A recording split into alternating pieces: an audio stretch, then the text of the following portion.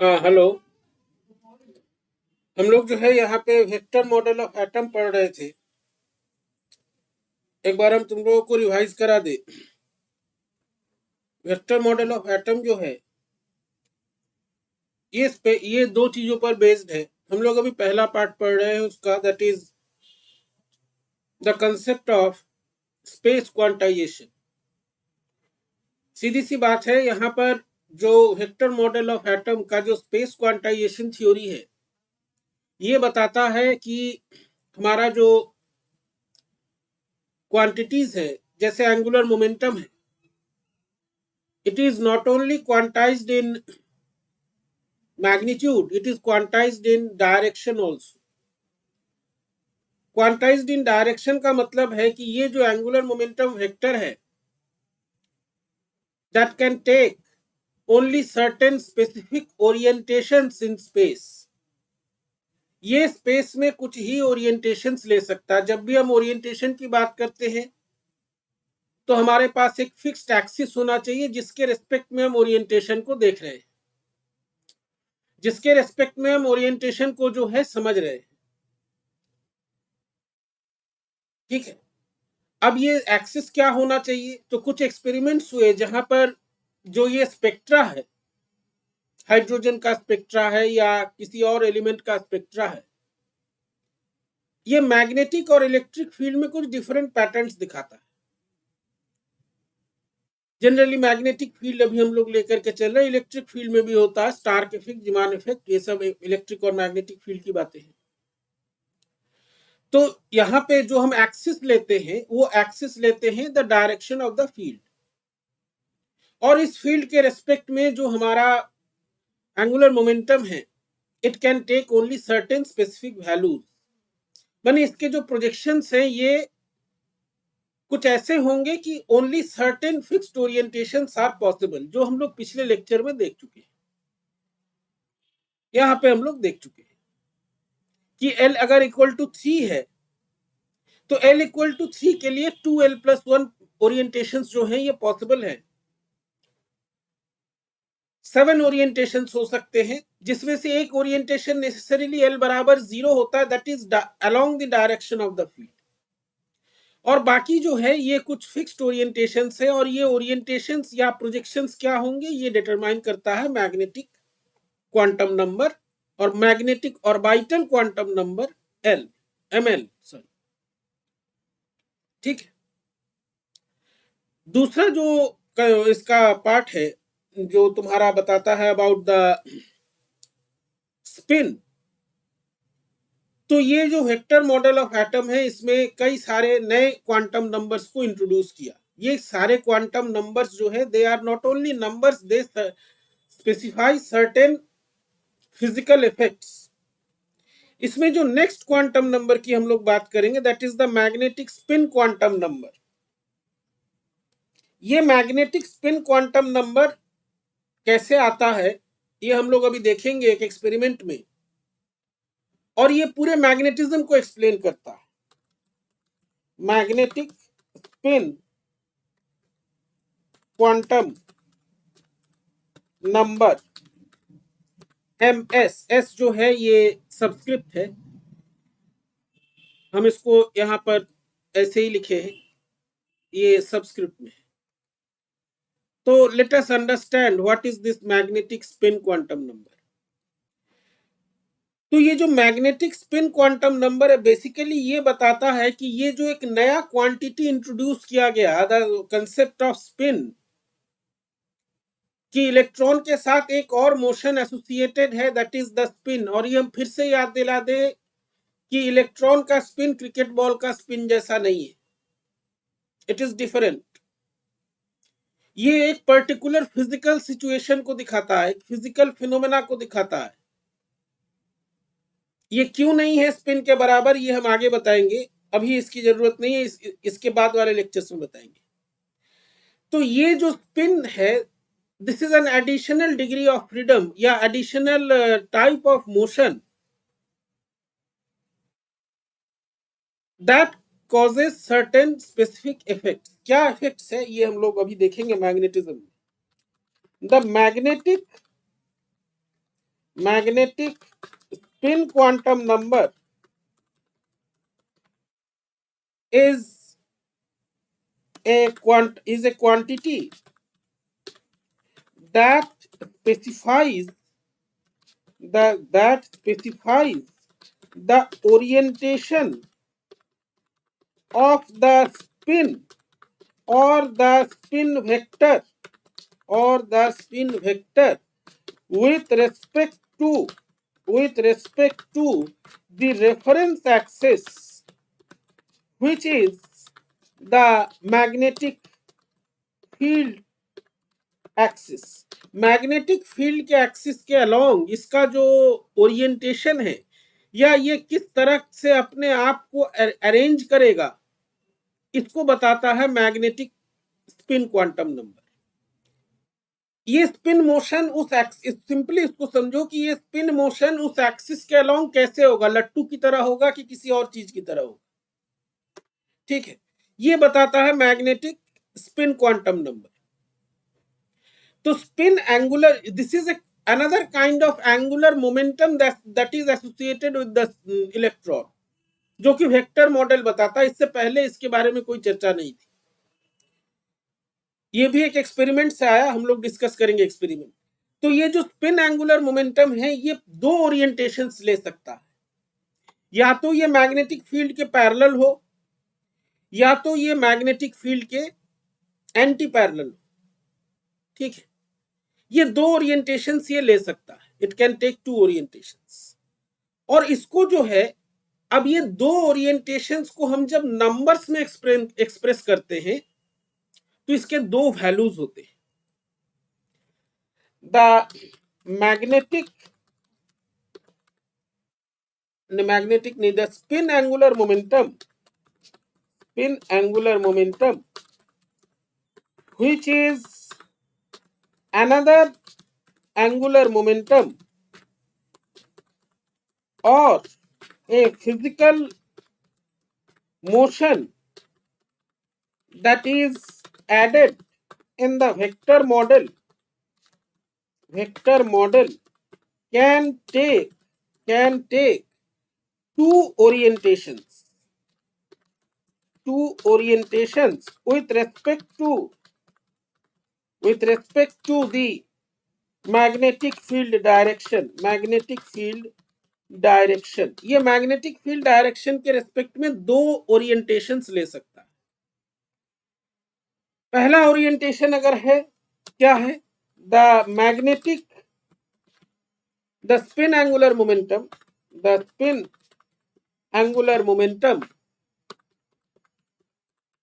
Can be parallel to the magnetic field direction, and दूसरा जो है, the spin angular momentum can be anti-parallel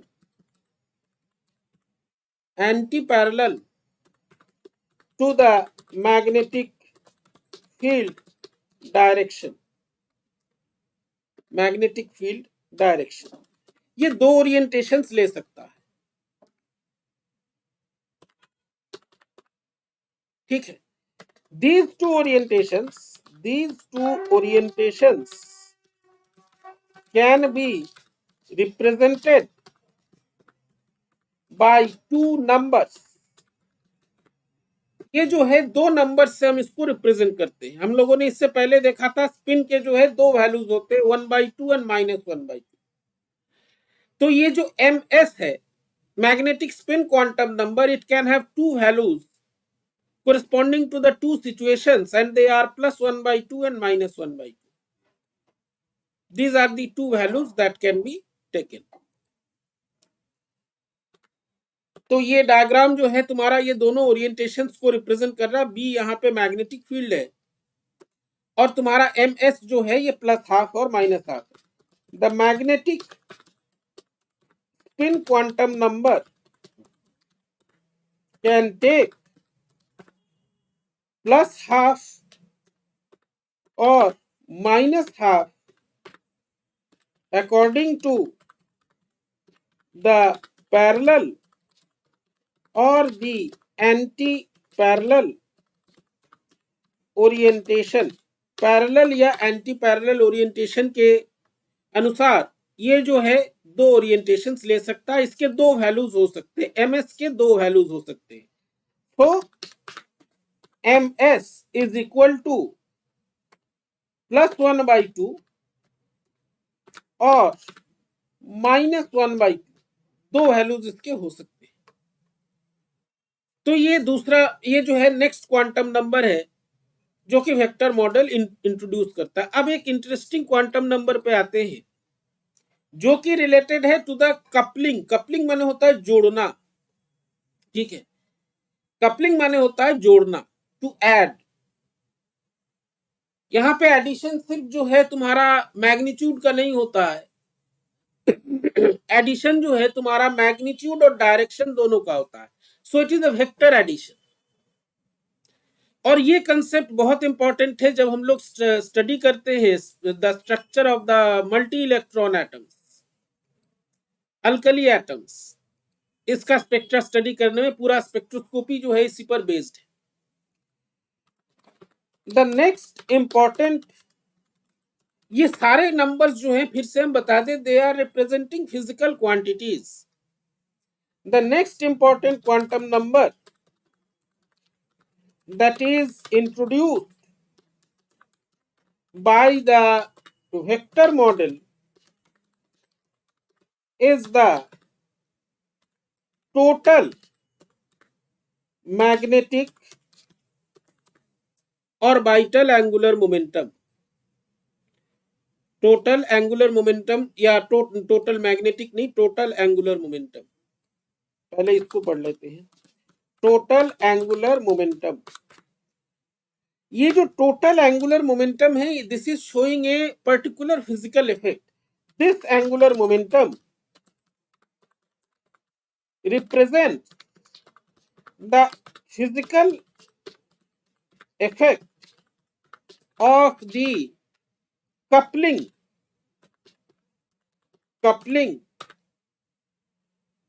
of two physical quantities या two motions, two physical quantities or two types of motions. ये दो types के motion या दो types के जो फिजिकल क्वांटिटीज है, इसका एडिशन को रिप्रेजेंट कर रहा है, इसके कॉम्बिनेशन को रिप्रेजेंट कर रहा है।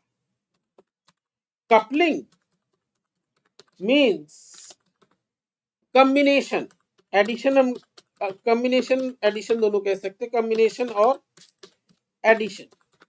ये दोनों दो स्टेट्स को, दो मोशन के कॉम्बिनेशन या एडिशन को जो है ये रिप्रेजेंट करता है, ठीक है। अब ये दो मोशंस किस प्रकार के हैं, इसमें हमारा जो एक नया चीज आ गया है, that is the spin. Orbital angular momentum पहले से था, एल जो है ये पहले से था, बोर मॉडल में भी था।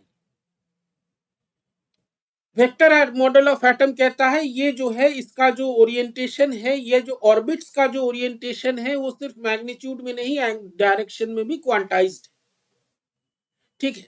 तो ये कॉम्बिनेशन किस प्रकार का है, this is a combination or coupling of the two types of the angular momentum with magnitude and orientation। हम लोग यहाँ पे डायरेक्शन नहीं कहते, ओरिएंटेशन कहते हैं। दोनों का ओरिएंटेशन और उसके मैग्नीट्यूड का एडिशन है। So it is a kind of vector addition. So it is a kind of vector addition. ये एक वेक्टर एडिशन, ठीक है। ये जो टोटल एंगुलर मोमेंटम होता है इसको हम लोग जे से रिप्रेजेंट करते हैं। The total angular momentum is represented by, इसको हम लोग जो है जे से रिप्रेजेंट करते हैं। It is of course a vector quantity, it is a vector quantity. तो इसका रिप्रेजेंटेशन जो है कुछ इस प्रकार का होता है। Let me give the notation. इसको जो है हम जे से रिप्रेजेंट करते हैं। ये जो जे है this is the vector sum of the orbital angular momentum and the spin angular momentum. पहले समझ लो फिर हम लिखेंगे। अब ऑर्बिटल एंगुलर मोमेंटम जो है हमारा इंटीग्रल होता है 0 1 2 ऐसे स्टार्ट होता है, लेकिन जो स्पिन एंगुलर मोमेंटम है उसका एक ही वैल्यू है। स्पिन क्वांटम नंबर अगर हम कहें उसका एक ही वैल्यू है, दैट इज 1/2। सिर्फ इसका साइन चेंज होता है, ये प्लस होता है या माइनस होता है, वैल्यू इसकी वो नहीं होती है, एक ही होती है। ठीक है, तो जब ये एक इंटीजर और एक फ्रैक्शन का समेशन है, then this J is necessarily fractional. ये जो है फ्रैक्शनल वैल्यूज लेता है। ठीक है,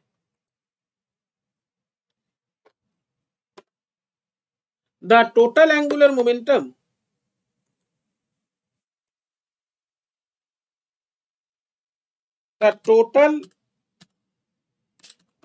angular momentum J is the sum of the orbital and the spin angular momenta। Plural जब होता है तब हम लोग मोमेंटा बोलते हैं। तो ये जो है इन दोनों का सम होता है, वेक्टर सम। ध्यान रखना, ऐसा नहीं कि खाली मैग्नीट्यूड को जोड़ दिए, वेक्टर सम होता है।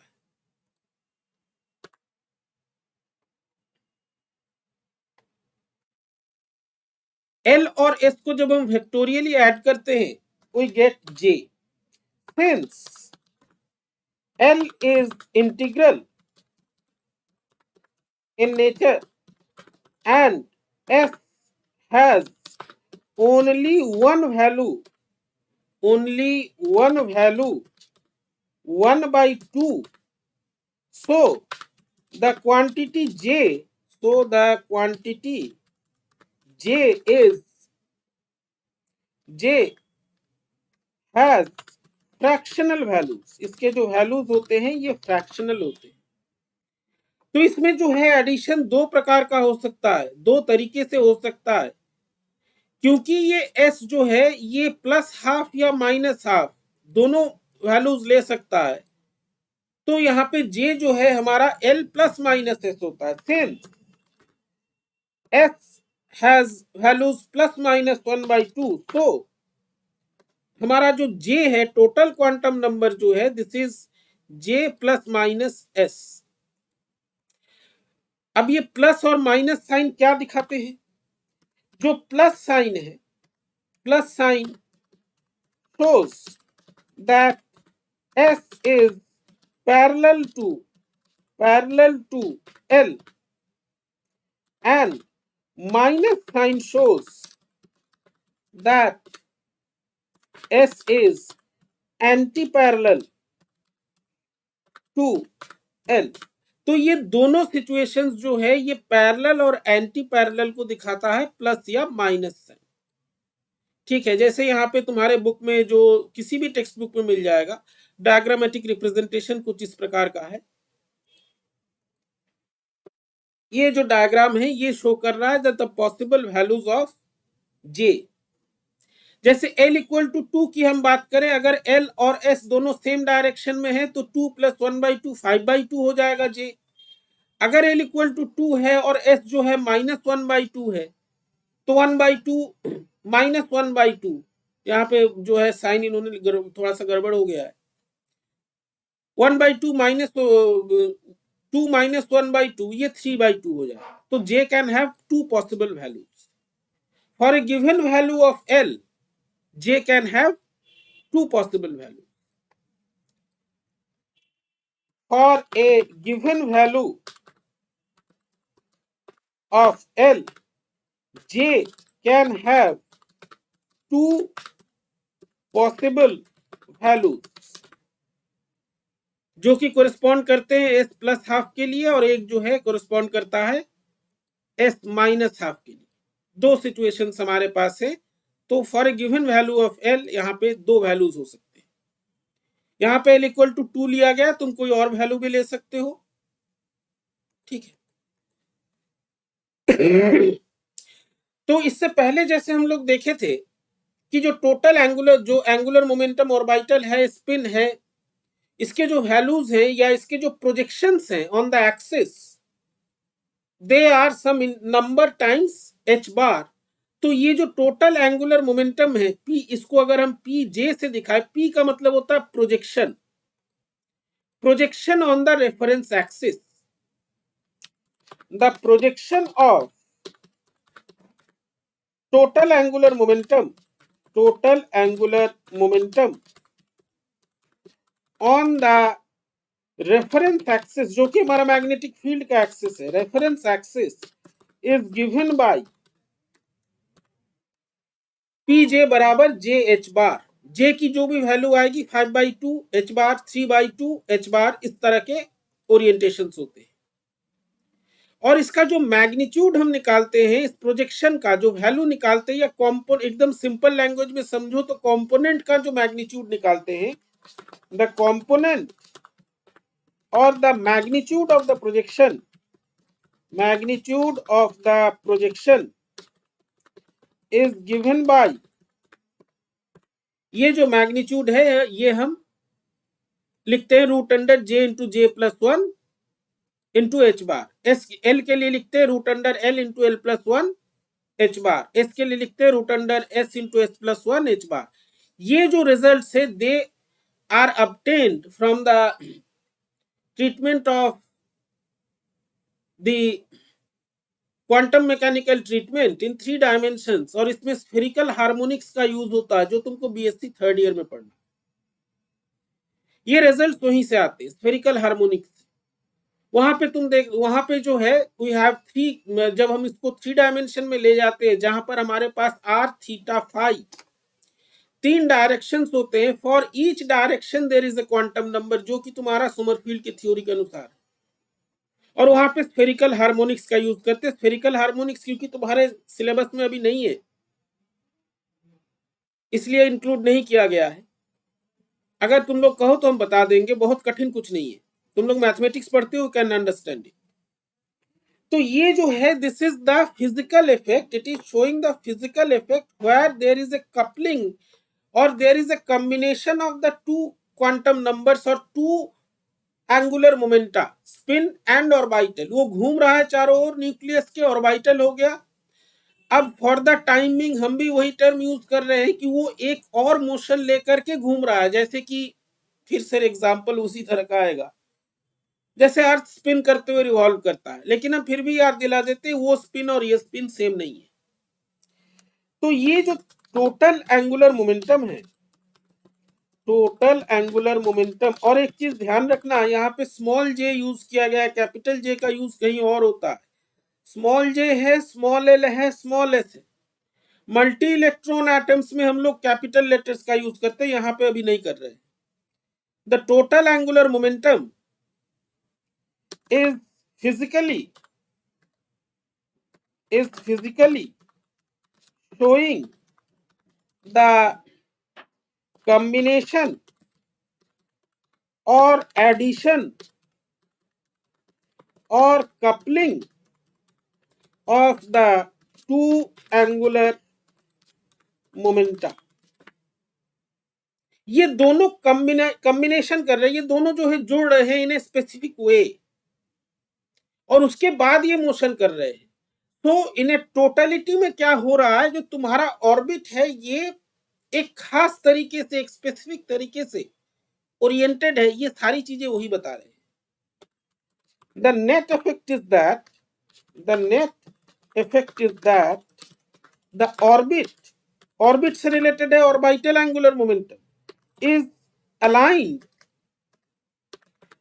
अलाइंड और oriented in a specific manner with respect to the reference axis। Reference axis के रेस्पेक्ट में ये एक पर्टिकुलर तरीके से अलाइंड है। ये सारी चीजें वही बता रहा है, ठीक है। तो यहां पर जो है हम लोगों ने ये सारे क्वांटम नंबर्स देखे। अब जो है हम लोग थोड़ा आगे बढ़ते हैं और इस स्पिन पे कंसंट्रेट करते हैं कि ये स्पिन क्या है। ठीक है, उसके बाद हम लोग कपलिंग मेथड्स जो है देखेंगे। We will come to the coupling methods. तो ये जो वेक्टर मॉडल है इसने हमको एक नया क्वांटम नंबर दिया, दैट इज स्पिन। ये क्या, अब ऐसा तो नहीं है कि अचानक किसी को सपने में आया कि भाई स्पिन हो सकता है, उसने बता दिया स्पिन है, या किसी एक्सपेरिमेंट का रिजल्ट है ये। Late us see this. और इस स्पिन का जो इफेक्ट है, इस स्पिन का जो सिग्निफिकेंस है, ये हम लोग समझेंगे। ये पूरा मैग्नेटिज्म, हम फिर से बता रहे हैं, ये पूरा मैग्नेटिज्म इसी पे बेस्ड है। ठीक है, तो ये अब हम लोग बात करते हैं थोड़ा इस इलेक्ट्रॉन स्पिन की। How did it come into existence, कैसे आया ये स्पिन यहां पर। अचानक से तो स्पिन आ नहीं गया।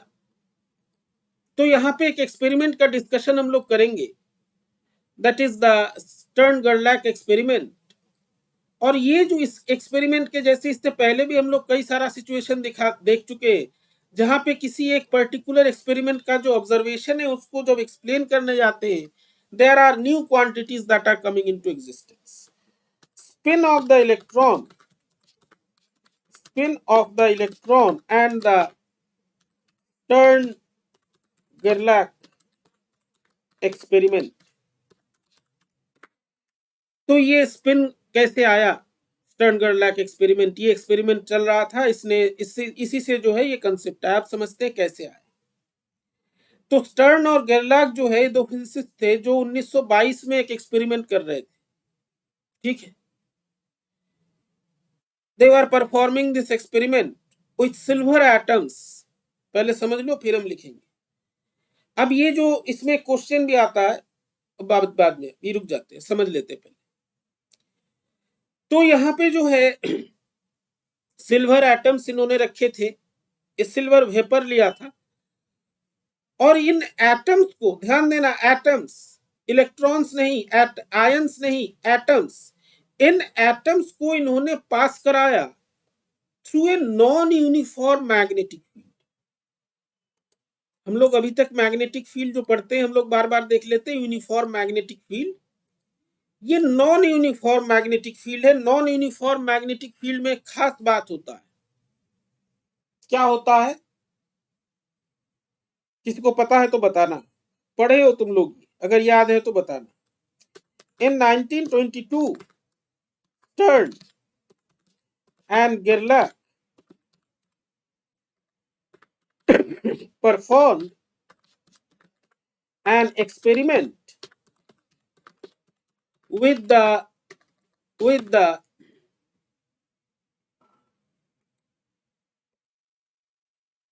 silver atoms in a non-uniform magnetic field, non-uniform magnetic field। Magnetic field जो है ये नॉन यूनिफॉर्म था। नॉन यूनिफॉर्म होने का मतलब है इसकी जो वैल्यूज है they are different in different regions of space. ठीक है, इसका जो वैल्यू होता है, जो मैग्नीट्यूड होता है, ये स्पेस के साथ डिफर करता है। Non uniform means the magnitude of the magnetic field। Magnetism is a very interesting thing। Magnetism is a very interesting thing। इसमें जो है बहुत अजीब अजीब चीजें होती है, और इन अजीब चीजों को अगर एक्सप्लेन करने जाए तो ये माने ये नेसेसरीली हमारे हिसाब से they can not be explained with the classical physics concept, कि मैग्नेटिज्म कहां से आया, क्यों कोई मटेरियल मैग्नेटिक होता है, क्यों कोई मटेरियल मैग्नेटिक नहीं होता है, क्यों डायमैग्नेटिक होता है, पैरामैग्नेटिक होता है, फेरोमैग्नेटिक होता है। इसका एक्सप्लेनेशन जो है it can not be provided by the physics that was before modern physics, क्योंकि इसमें स्पिन घूम फिर के आएगा ही, स्टैटिस्टिकल मैकेनिक्स आएगा, बहुत सारी चीजें आएंगी। Non-uniform means the magnitude of the magnetic field is not same in all directions of space, space के सभी डायरेक्शन में या सभी पूरे स्पेस में ये सेम नहीं होता है, ठीक है। तो इनका apparatus का हम एक रफ डायग्राम यहाँ पे तुमको दे रहे हैं, इसका डेरिवेशन भी बताएंगे। This was the apparatus that they used। ये जो है स्कीमेटिक डायग्राम है। यहाँ पे देखो एक ओवन है, ओवन में जो है सिल्वर का वेपर बनाया जा रहा है, और ये इसमें से जो एक कोलिमेटर है, कोलिमेटर तुम लोग ऑप्टिक्स में पढ़े होगे, कोलिमेटर जो है एक पैरेलल बीम बनाता है, ठीक है। अब ये एटम्स का एक पैरेलल बीम जो है कोलिमेटर से जाता है, मैग्नेटिक फील्ड में जाता है, मैग्नेटिक फील्ड से गुजरता है, जो कि नॉन यूनिफॉर्म है। नॉन यूनिफॉर्म कैसे बनाया जाता है हम यहाँ पे जो है तुमको पहले दिखा देते हैं। यहाँ पर थोड़ा सा ध्यान दो अगर दिख रहा है। मैग्नेट का एक पोल जो है वो शार्प है और दूसरा जो है वो कनकेव है, ठीक है। और ये इसमें से जब ये वेपर जो बीम से बाहर निकलते तब एक डिटेक्टर प्लेट पे ये स्ट्राइक करते हैं। अब इस डिटेक्टर प्लेट पे एक पैटर्न बनता है, and that pattern had to be explain, जिसके लिए जो है इन्होंने एक नया क्वांटम नंबर कैसे आया। In the experimental setup, in the experimental setup, there is a oven where the vapors of silver atoms are formed, and these atoms की बात कर रहे हैं, ध्यान देना, atoms are made to pass through a non-uniform magnetic field. The non-uniformity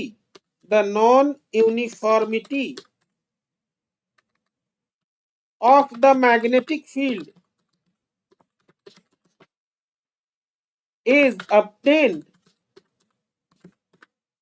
by making one pole of the magnet sharp, एक पोल जो है इसका काफी शार्प है, and the other pole is concave, ये कनकेव है, और एक जो पोल है वो काफी शार्प है, एकदम जो है चाकू जैसा है। This is how they obtained the non-uniformity of the magnetic field. अब जो है यहां से वेपर्स जो एटम्स हैं, after passing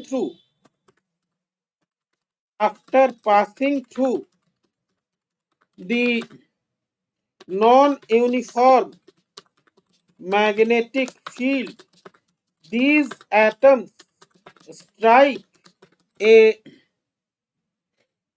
plate which is the detector plate, and a pattern is formed. एक पैटर्न यहाँ पे बनता है, ठीक है।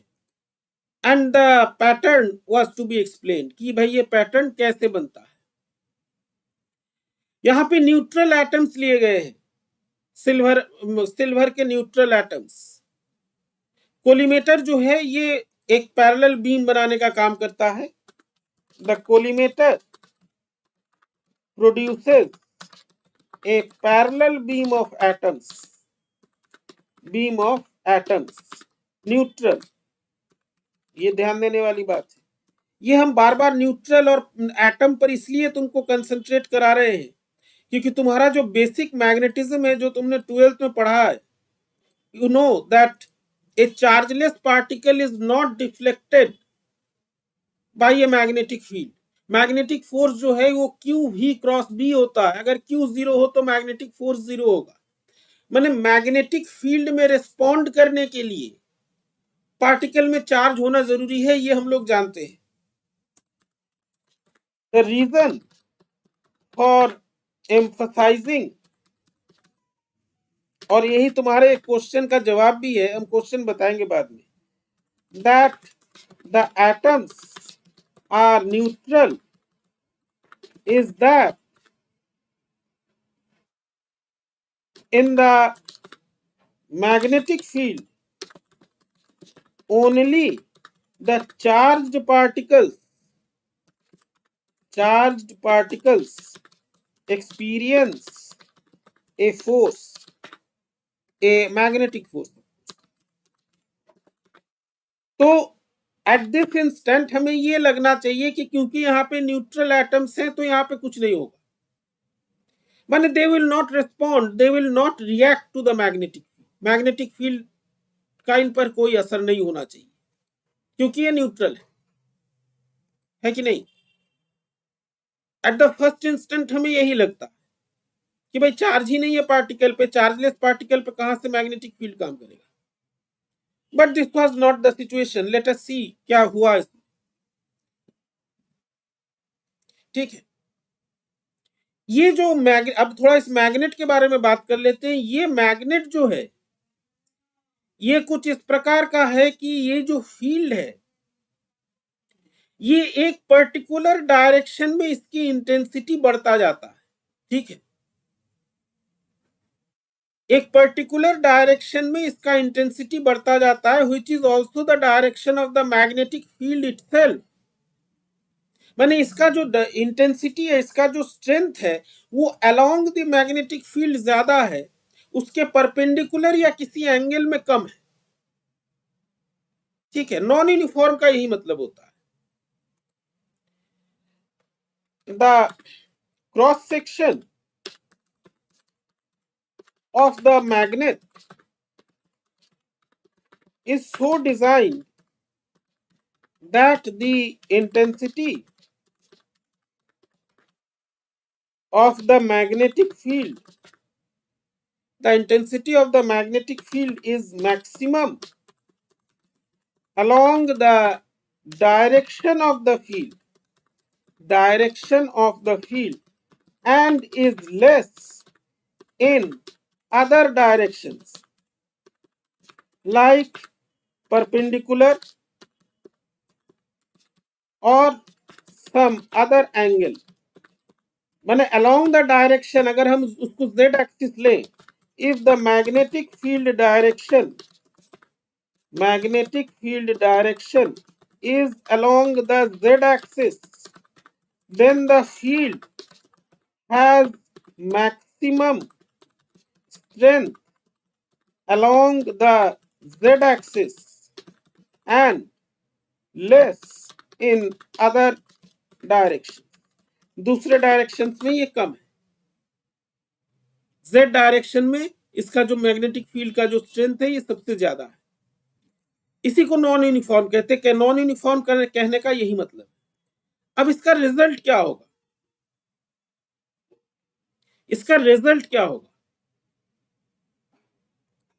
इस रिजल्ट को पहले समझ लेते हैं। तो इसके लिए थोड़ा सा मैग्नेटिक फील्ड के बारे में जान लेते हैं। अगर हमारा मैग्नेटिक फील्ड यूनिफॉर्म होता है, ये तुम लोग 12 में भी पढ़े हो, in that case there is no translational force acting. Uniform magnetic field में अगर हम एक करंट कैरिंग लूप को रखे, उसके ऊपर टॉर्क लगता है, फोर्स नहीं लगता है, वो रोटेट करेगा, ट्रांसलेट नहीं करेगा, लीनियर एक्सेलरेशन नहीं होगा उसमें। लेकिन अगर फील्ड नॉन यूनिफॉर्म है, there will be a translational force in addition to the torque. वो घूमेगा भी और जो है एक लीनियर मोशन भी करेगा। ठीक है, वो जो है एक लीनियर मोशन भी करेगा। This is the significance of a non uniform field. ठीक, in case a magnetic field is uniform in nature, there is a torque but no translational force, नहीं, motion, as there is no force. वहां पे force नहीं होता तो ये translational motion नहीं करेगा। लेकिन in case the magnetic field is non-uniform, there is a force in addition to a torque, force in addition to a torque, torque के साथ जो है एक फोर्स भी लगेगा, so there will be a non zero linear motion या non zero linear acceleration, non zero linear acceleration भी होगा यहाँ, ठीक है, मैंने वो ट्रांसलेशनल मोशन भी करेगा, ये this is the significance of a non uniform magnetic field, ठीक है। अब यहाँ पे अगर हम एक डायग्राम से समझाएंगे, पहले समझ लो कि अगर कोई इलेक्ट्रॉन है, मान लो v वेलोसिटी से जा रहा है, सर्कुलर ऑर्बिट में घूम रहा है, ठीक है, अगर यूनिफॉर्म मैग्नेटिक फील्ड है तो हम लोग जानते हैं मैग्नेटिक फील्ड कोई वर्क नहीं करता, इलेक्ट्रॉन जो है घूमता रहेगा, q v cross B, velocity और मैग्नेटिक फील्ड जो एक दूसरे के परपेंडिकुलर है तो घूमता रहेगा। लेकिन अगर ये फील्ड नॉन यूनिफॉर्म है, माने अगर ये फील्ड कुछ ऐसा है कि ये फील्ड एक पर्टिकुलर डायरेक्शन में कन्वर्ज करता है, कन्वर्ज करने का मतलब है एक पर्टिकुलर डायरेक्शन में उसका स्ट्रेंथ बहुत ज्यादा है, उसका स्ट्रेंथ बहुत ज्यादा है, इन that case the electron will feel a force and that has a component in the direction where the field is becoming more intense, वो जिस तरफ फील्ड बहुत ज्यादा है उस तरफ घसीट के उसको ले जाएगा, ठीक है, वो उसको घसीट के ले जाएगा। तो यहां पे if there is an electron in a uniform magnetic field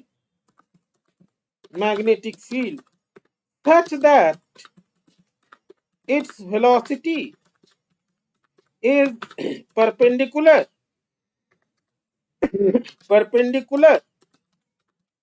to the magnetic field, magnetic field के अगर ये perpendicular है, we know that the electron will undergo a circular motion undergo a circular motion without any force acting on it, उसके ऊपर कोई force नहीं लग रहा, ठीक है। But if the magnetic field is such that it is non-uniform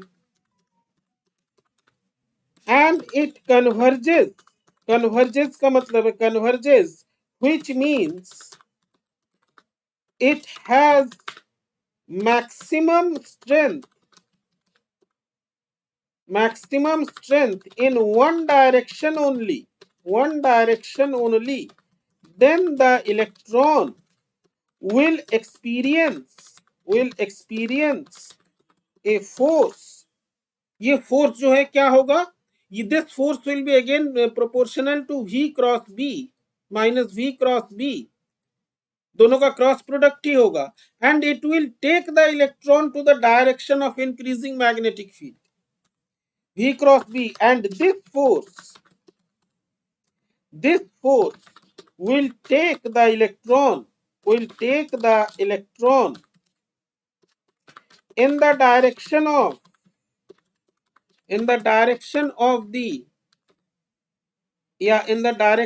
where the field is more intense, जहां पर इलेक्ट्रिक फील्ड मैक्सिमम है या जहां पर इलेक्ट्रिक फील्ड का स्ट्रेंथ जो है बहुत ज्यादा है, ये इलेक्ट्रॉन को जो है उधर घसीटते हुए ले जाएगा, लीनियर एक्सेलरेशन होगा उसको, ठीक है।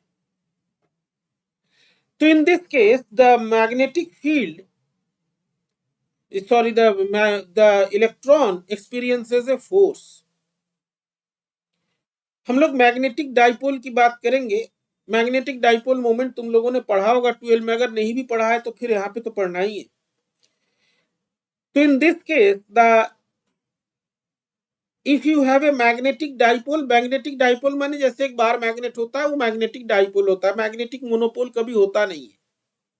मैग्नेट कितना भी छोटा हो उसका एक नॉर्थ और साउथ पोल होगा, वो हमेशा डाइपोल होगा, it can not be A monopole, ये तुम लोग पढ़े होगे। तो इस मैग्नेटिक डाइपोल पे ये रोटेट करने के साथ साथ इस पे एक फोर्स भी लगेगा, and this force is given bye since a magnet always occurs in the form of, ये इलेक्ट्रोमैग्नेटिक थ्योरी में पढ़ोगे क्यों नहीं होता है, in the form of a dipole, so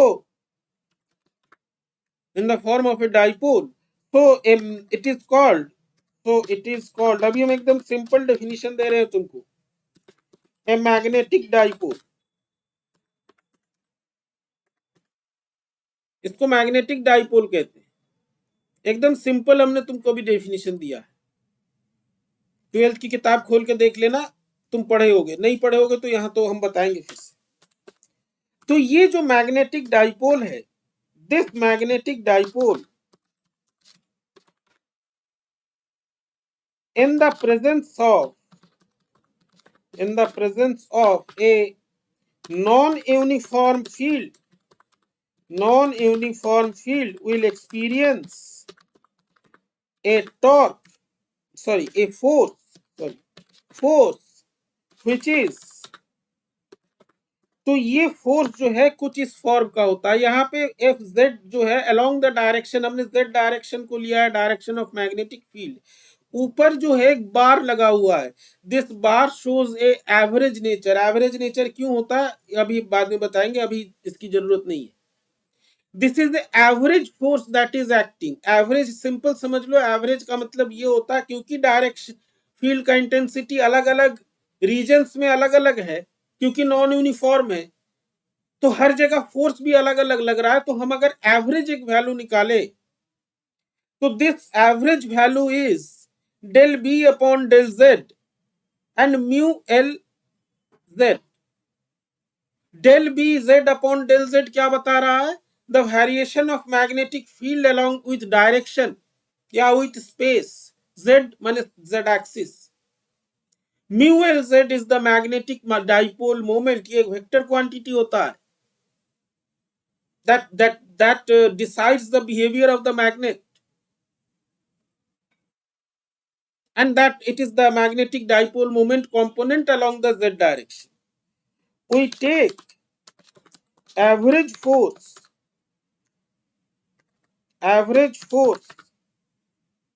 as, we take average force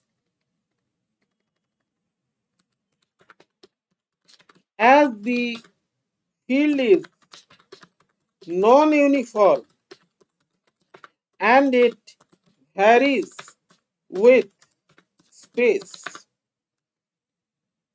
ठीक है, तो डेल बी बाय, जैसे तुम लोग इलेक्ट्रिक फील्ड में या कंजर्वेटिव फोर्स में पढ़ते हो, potential is varying with space, यहां पर भी कुछ उसी तरह का सिचुएशन है।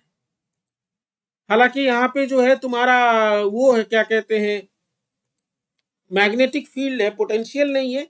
जैसे वहां पे पोटेंशियल स्पेस के साथ वैरी करता है, यहाँ पे फील्ड जो है स्पेस के साथ वैरी कर रहा है। Mu L Z is the magnetic dipole moment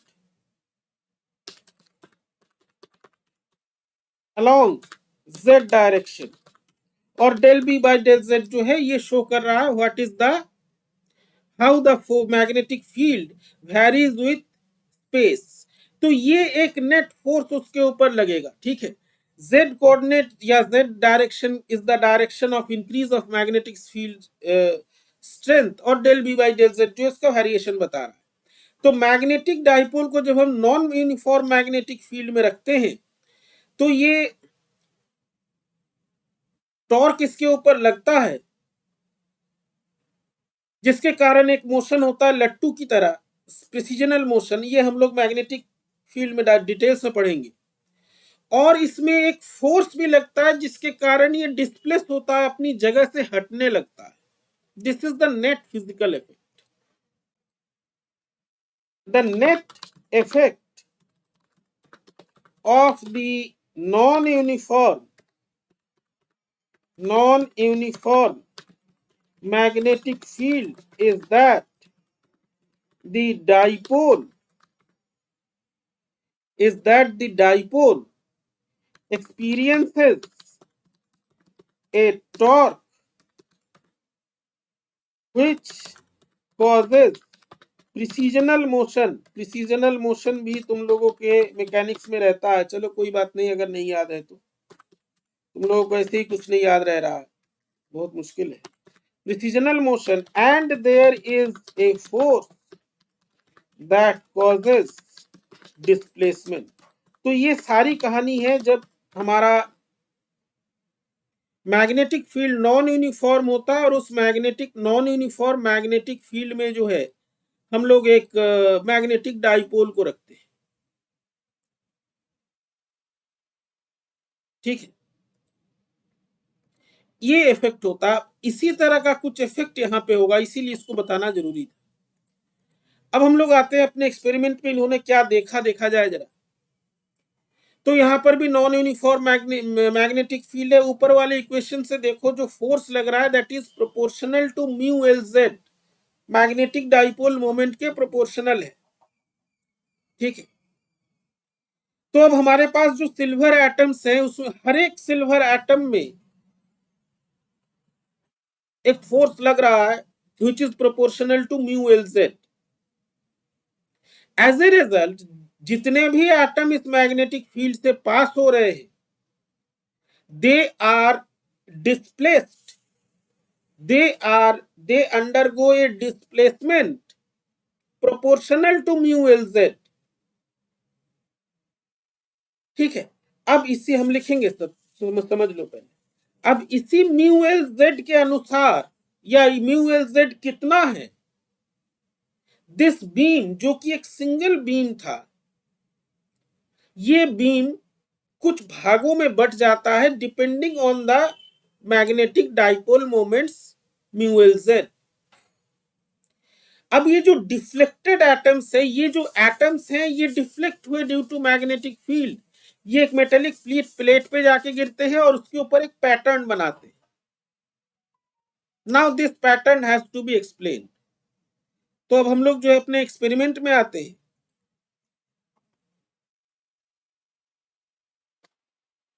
in the SG, हम स्टर्न गरलैक को SG लिख रहे हैं. इन द स्टर्न गरलैक experiment the atoms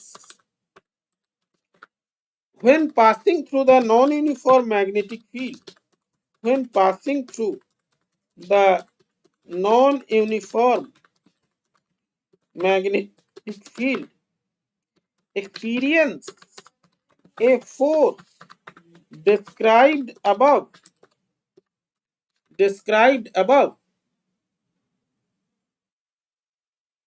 This force is proportional to the value of the magnetic dipole moment of the silver atoms mu L Z के प्रोपोर्शनल है.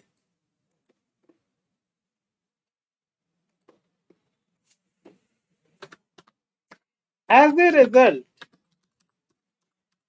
all the atoms experience some force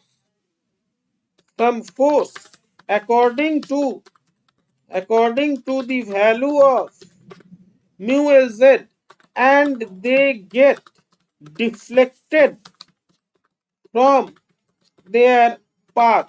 इसी चीज को, ये जो deflection है, इसको एक टर्म में डिफाइन किया जाता है, दैट इज लिखा जाता है the atoms are analysed.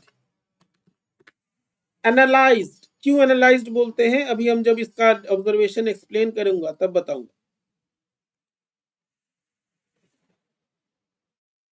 Are analysed, ये जो है ये जो एटम्स हैं दे आर डिफ्लेक्टेड और they are analysed into components, into different components, into different components depending upon